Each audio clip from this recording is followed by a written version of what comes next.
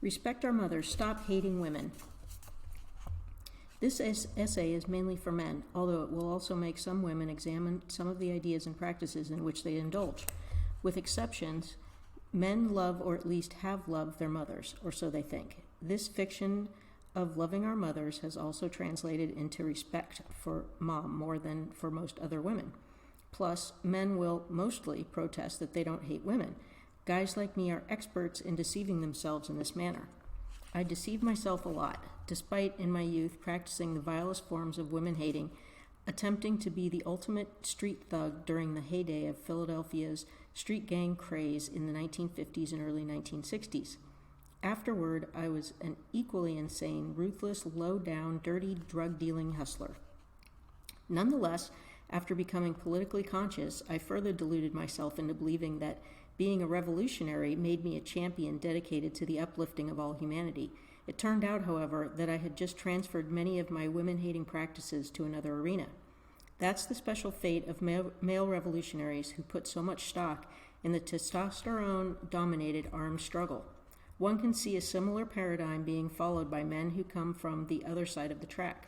Stan Goff, who's white while I'm black, followed this same macho script.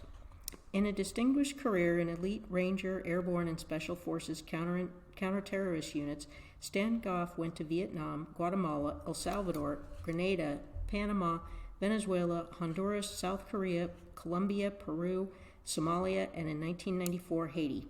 There he refused to turn away from the implications of his own experience. Hideous Dream is a revealing look inside U.S. foreign policy, inside the elite echelon of the Special Forces, and inside the racist history of American imperial domination of Haiti.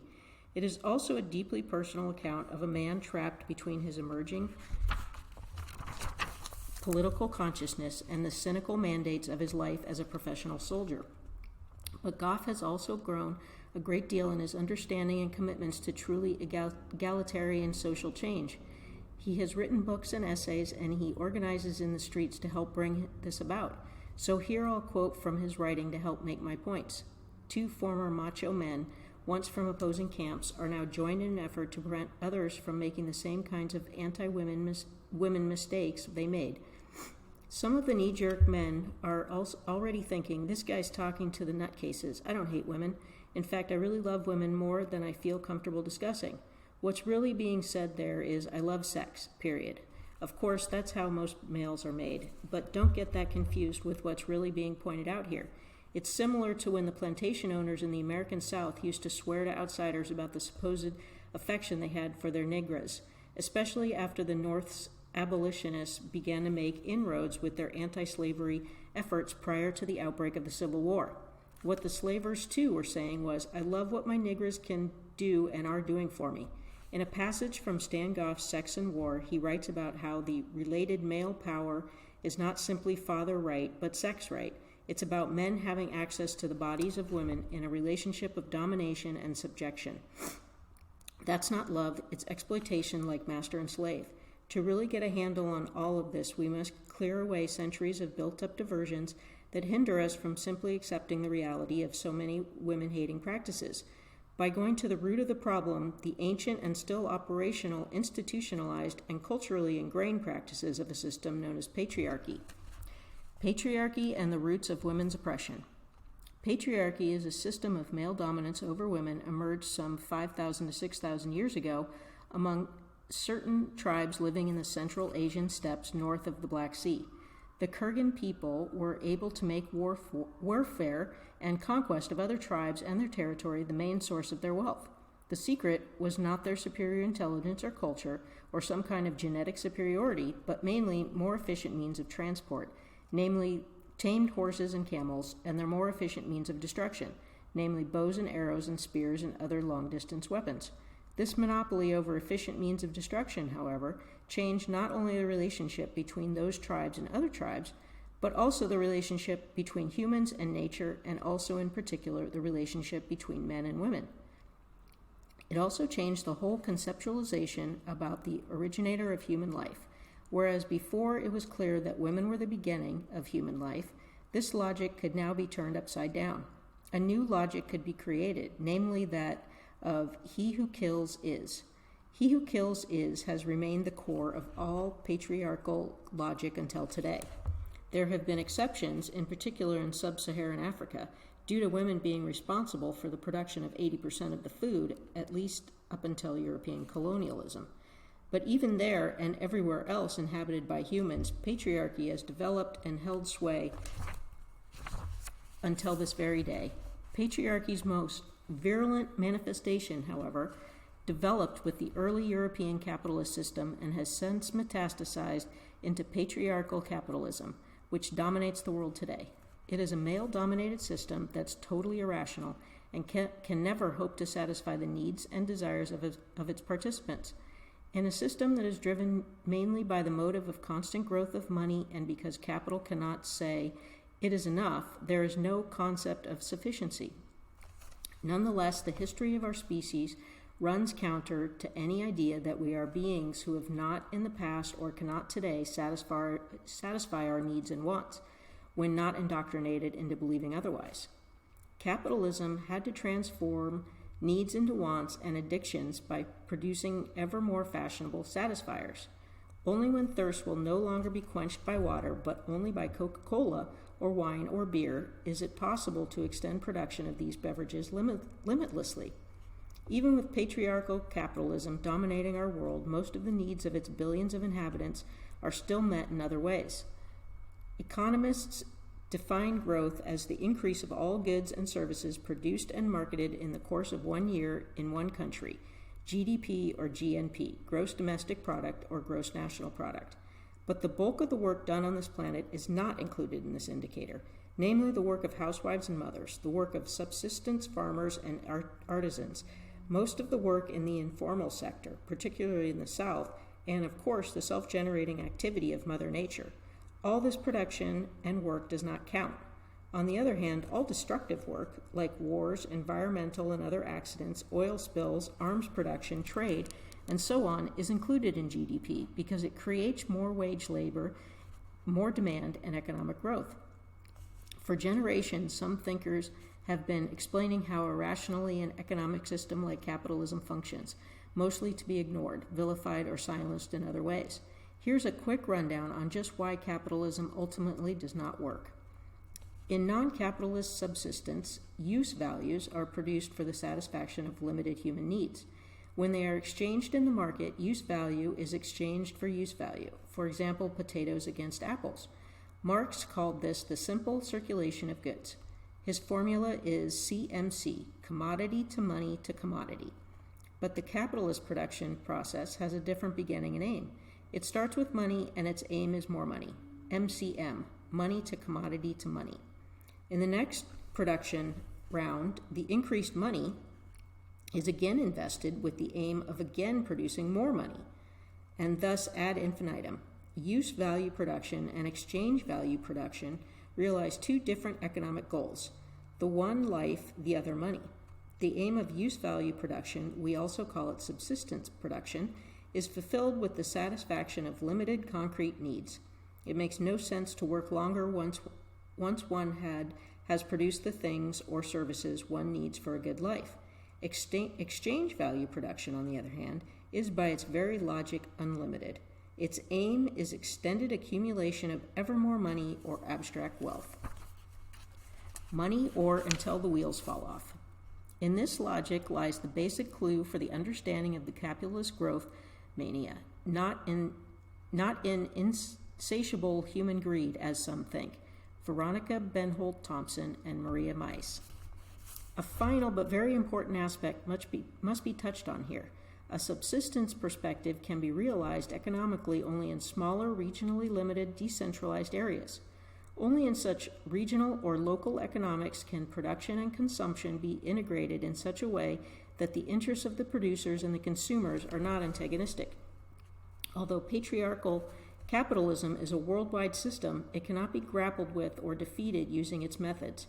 Massive, regimented, faceless armies of dissidents who will also fall victim to an inability to adequately understand and thus empathize with the needs of other dissidents who are geographically and culturally removed from them. The antithesis of global patriarchal capitalism, therefore, must be a global decentralized localization.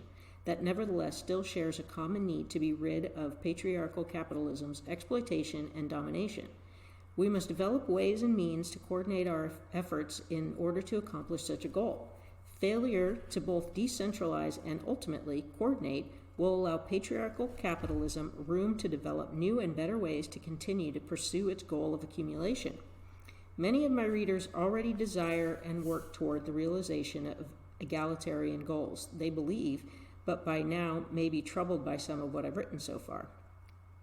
Let's call them left alternative thinkers. It seems to me that many of these thinkers have been confused by a blind following of doctrines and practices of what I'll call patriarchal socialism. We discovered that women's work to reproduce, labor power did not appear in the calculations of either capitalists or of the state, or in Marxist theory. On the contrary, in all economic theories and models, this life-producing and life-preserving subsistence work of women appears as a free good, a free resource like air, water, sunshine. It appears to flow naturally from women's bodies. We began to understand that the dominant theories about the functioning of our economy, including Marxism, were only concerned with the tip of the iceberg visible above the water, namely only capital and wage labor. The base of that iceberg under the water was invisible, namely women's unpaid housework, caring work, nurturing work, the production of life or subsistence production. And finally, we saw that nature herself was considered to be a free good, to be appropriated and exploited with no or little cost for the sake of accumulation. Therefore, we called all those parts of submerged hidden economy, which are under the water in our iceberg metaphor, nature, women, and colonized people and territories, the colonies of the white man. Even the followers of Marx, Mao, Che, Nkrumah, Cabral, Newton, and George Jackson fall woefully short in grasping the true nature of patriarchy, even though they strive mightily to overcome capitalism. The author fit into that category too, until as recently as 4 years ago anyway. In revolutionary practice, women were relegated to being revolutionary helpmates with certain exceptions, and the most immediate forms of women's oppression, often in the home, went unrecognized or were deferred for resolution within the socialist project until after the revolution. Even though we've all seen those iconic posters of the women gorilla, rifle in hand and baby on her back, how many posters do you know of male gorillas with babies on their backs? Even during times of war, the life-preserving work of women appears as a free good, a free resource that appears to flow naturally from women's bodies. That's patriarchy at work. Propaganda designed to encourage women to support and participate in movements labeled anti-oppression. It's a sleight of hand that's hidden by patriarchal socialization. Thus, we inadvertently propagate our own blindness about how the patriarchal woman mother stereotype is perpetuated.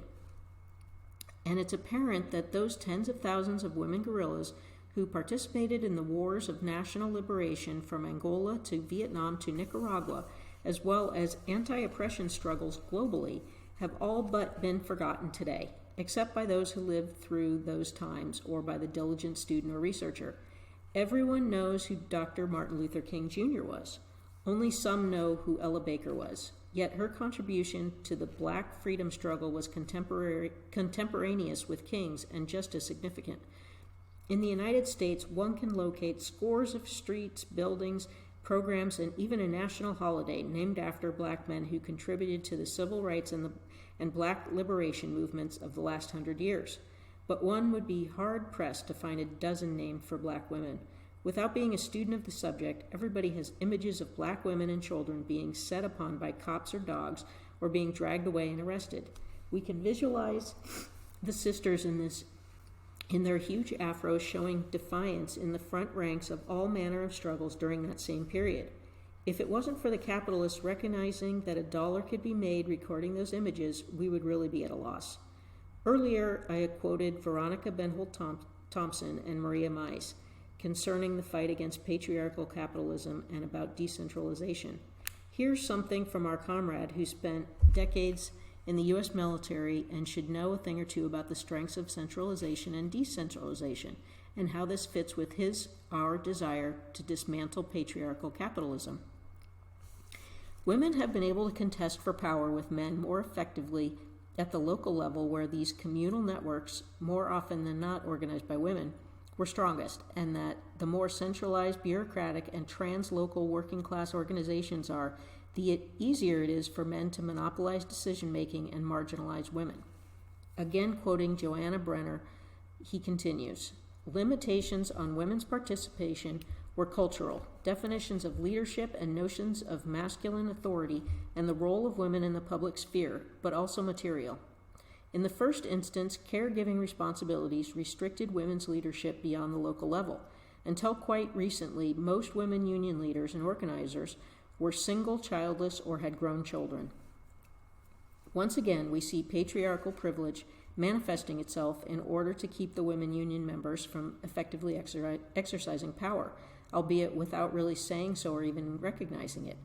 The women union members were expected to do the bulk of the work in raising the children, and to the union men that seemed natural. Of course, in 2010, an ever-growing number of men do the bulk of work in raising children, usually because the capitalist class has discovered it can discard large sections of higher-paid men and replace them with lower-paid women, leaving couples with little option but to switch roles. Yet most men and women still adhere to patriarchal norms, the men resenting the women for taking their jobs, and the women accepting women's patriarchal wages for work they know men are or would be paid more to do. The overwhelming majority would not dream of blaming or challenging the real culprits, the twin pillars of capitalism and patriarchy. Once again, Goff comments on centralization and its history in supporting patriarchy. As resistance struggles begin, they are more local, and increasingly, as the struggle transforms into a nationwide and even internationalized, coordinated one, from war of maneuver to war of position, from guerrilla to conventional, the organizational tendency is to centralize. Given that many forms are necessarily centralized and translocal, the question becomes how to be intentional about preventing sectoral, patriarchal defaults from kicking in. I would wager that most men who consider themselves to be combating capitalism's many ramifications, whether they consider themselves to be seeking socialist solutions or not, is beside the point, since another wager says that they fit the bill otherwise, have not seriously wrestled with the issues presented so far about patriarchy. That's been left for some future time, until after the primary problems of national, racial, and class oppression within the capitalist framework are solved. This author lived this position as well, until former Macho Man Stan Goff's writings, coupled by earlier shoves by a couple of women comrades, forced me to go back to school, where I discovered the neglected writings of radical feminism. In fact, it took another former Macho Man to provoke me to read titles such as Ecofeminism by Maria Miles and Vandana Shiva. At that time, feminism evoked for me visions of middle-class, pampered northern white women who were struggling to be like the ruling class capitalists. Of course, many so-called feminists fit that bill. But I was floored to be introduced to some real radical revolutionary feminists from whom I've learned more in a few years than I did in the previous few decades. Many of my white comrades believe that most other whites become more open to seriously examining their racist views and practices only after being patiently and intelligently engaged by other whites and work hard challenging others in that way. Similarly, the radical feminists say the main task of true liberation-minded men is to challenge other men to first recognize how deep a hold patriarchy has on all of us, then move forward to help them really fight patriarchal capitalism. In my case, they were right. We need to organize a community of organic and academic intellectuals and activists who are committed to the foundation of a revolutionary left that makes gender, national oppression, and ecological science as central to its theory and practice as class. And here is my own wish, that we recruit, educate, and incorporate those with military backgrounds, especially women, into this revolutionary process. Getting off the patriarchal capitalist merry-go-round. Not convinced? Of course you're not. Most men have gone their whole lives being socialized to either exploit women or simply ignore as much as possible the obvious disadvantages that a majority of women are forced to live with. Furthermore, the most exploited or brutalized man still believes in his heart that he's better than any woman. This is one of the reasons for so much otherwise senseless violence against women. To men, it's the pecking order, similar to the way many whites feel about non-whites in matters dealing with race. Yet most men also know, deep inside, that the world we live in is very, very fucked up. Bear with me. If I get too graphic, the agents, as in the movie The Matrix, will keep you from reading this. Things are so bad that this film is as close as Hollywood likes to come in depicting the control exercised over our lives. It raked in untold millions and has become a classic. And as in the movie, we don't really know who's unplugged from the agents. Those who are unplugged must keep trying to stay out of the agents' way as they search for ways to defeat the Matrix. Let's face it, every attempt to fight patriarchal capitalism, our Matrix, has failed. Yet most of the male-dominated efforts today are still trying to get the job done with the same tools, ideologies, and ideas that our Matrix has repeatedly defeated for centuries. A new vision is needed. And ironically, like in the Matrix Revolutions, maybe it's time that we look to some wise women to help guide us, like the Oracle and the woman head of Zion's Council of Elders. Allow me a little digression here, in case the reader is thinking my Hollywood references have no place in this discussion. Patriarchy is so clever and deep that an anti-establishment blockbuster like The Matrix can be stolen from the original script of an African-American woman by two white movie-making brothers, and its legions of fans will remain in awe of these men producing a sci-fi movie that so clearly mirrors patriarchal capitalism's development, a very rare thing indeed. Yet it was another anti-woman undertaking from its beginning. Sophia Stewart filed a federal lawsuit in the U.S. District Court of California against Hollywood defendants Andy and Larry Wachowski, Joel Silver, and Warner Brothers, alleging copyright infringement of the movie The Matrix and the Terminator movie's original script. Stewart, a black woman from the Bronx, New York, now living in Salt Lake City, Utah, filed her case in 1999 after she saw The Matrix. She was certain that it was based upon her own manuscript, The Third Eye. It was copyrighted in 1981, 83, and 84. Miss Stewart sent her manuscript to an address given by the Wachowski brothers. Third Eye is an epic plotted in the past, present, and future about a woman whose baby is part of a prophecy, or the One. There's also a Terminator-like figure that comes from the future to protect the baby so that the prophecy is fulfilled. Considering herself a very conscious observer of society, Stewart wrote the script as a counterbalance to the impression left by the blaxploitation films of the 1970s. I am the Oracle, she said. I write myself in my work. I know two white boys are definitely not the Oracle. There were so many changes made and ghostwriters for The Matrix and Terminator. Holding out for more meaningful legal retribution, she rejected the initial court settlement. The rich steal because they're greedy. The poor steal because they're needy, asserted Stewart. Some people said they were just validated because they could not believe it was the Wachowskis because they would never explain anything about the movie, she said. They never went on any talk shows. The first Matrix went through 7 different plot changes and copyrights. America will be throwing stones at the Wachowski brothers because they pulled the Milli Vanilli on everybody. The defendants have filed several unsuccessful motions to have the lawsuit dismissed. If successful, Stewart will receive damages from both trilogies. She could receive one of the largest payouts in copyright infringement history. My digression reflects so many aspects of patriarchal capitalism that I'll just leave the reader to ponder them, while I hope you will now be more open to the remainder of this essay, which also requires that we dig more deeply into our already molded ideas and practices. The new vision that's needed is not really new. It must contain aspects of ways of life that have been practices and to a degree are still practiced by what we call underdeveloped societies. It is a way of living that is more balanced and sustainable than what developed societies have become addicted to. A way of living and of viewing life that is going to be very hard for the reader to accept because I will not have enough space to adequately take you through the steps that led me my conclusions. A few assumptions that underpin most people's economic, social, and world views can be touched on, however. The fallacies of pursuing a catching up with the rich or developed strategy, the reliance on technological fixes for all problems, and the belief that a good life can only be had by societies and individuals who have access to the trappings that surround the middle and upper classes of the global North. A way out of this destructive and irrational system of commodity production cannot be found in catching up development and technological fixes. Even if technological alternatives could be quickly found to end and repair some of the environmental damage caused by industrialism, if, for example, we note that the 6% of the world's population who live in the United States annually consume 30% of all the fossil energy produced, then obviously it is impossible for the rest of the world's population, for which about 80% live in the poor countries of the South, to consume energy on the same scale.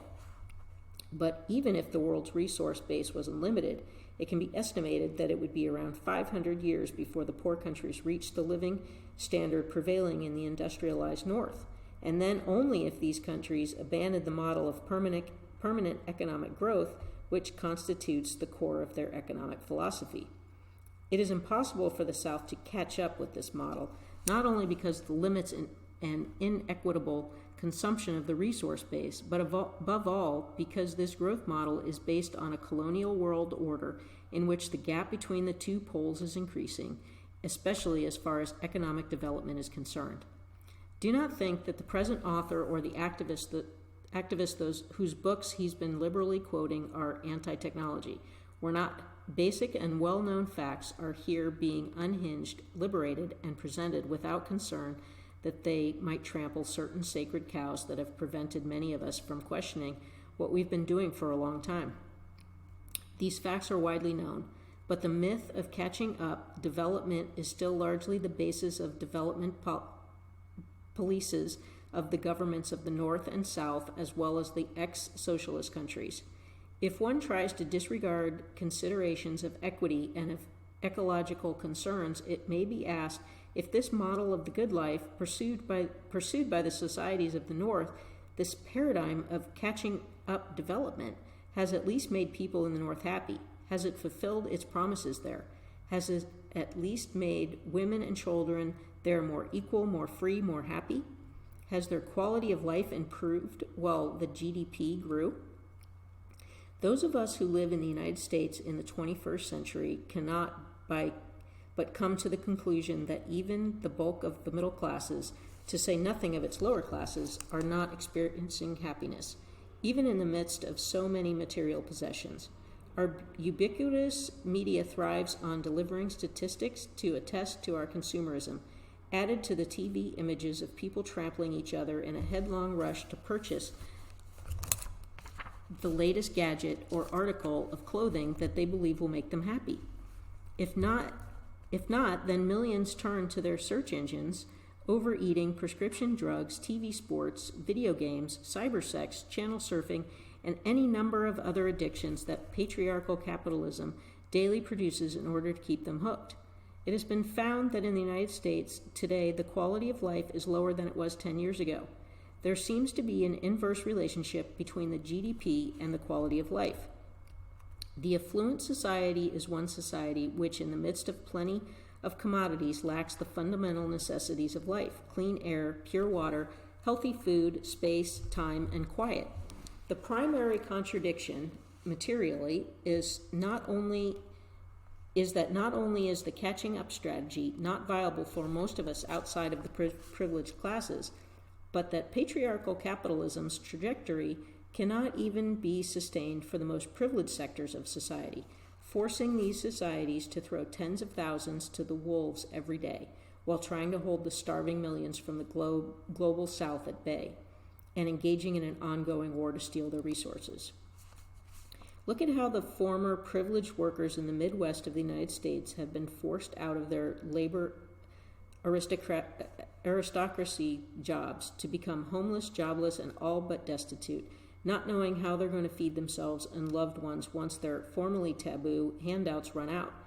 And on the bottom, overall, are women and children.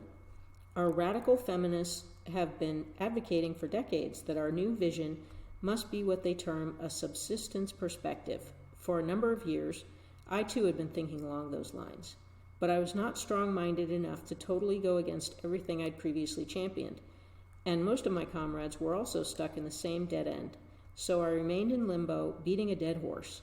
But now that I've read these writings and further researched the subject, I also believe that a subsistence perspective is the vision that holds promise. There are certain reservations that I harbor, but on a scale of 1 to 10, they would register a 2.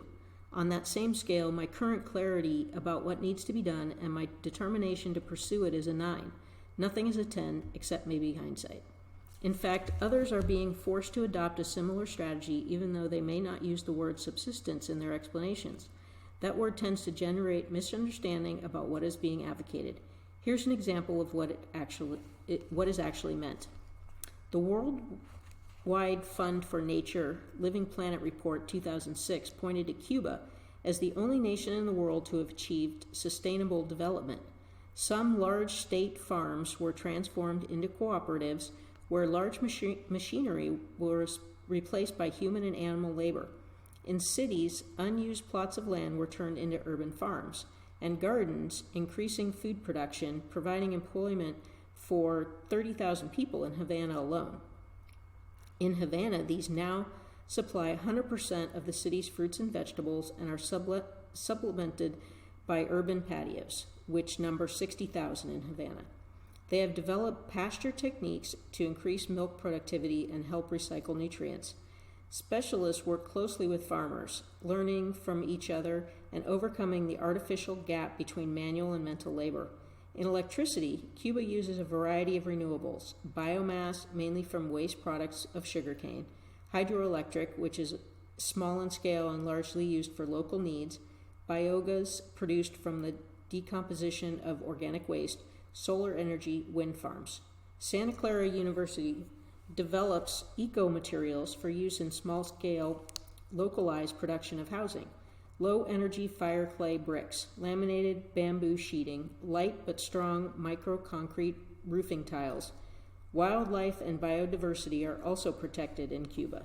Now forest cover has risen to 24.3%. Cuba's internationalist solidarity and its building of the Bolivian Alliance for the Americas, ALBA, with Venezuela, joined by Bolivia, Nicaragua, Dominica, Honduras under Zelaya, Ecuador, St. Vincent and the Grenadines, and Antigua and Barbuda.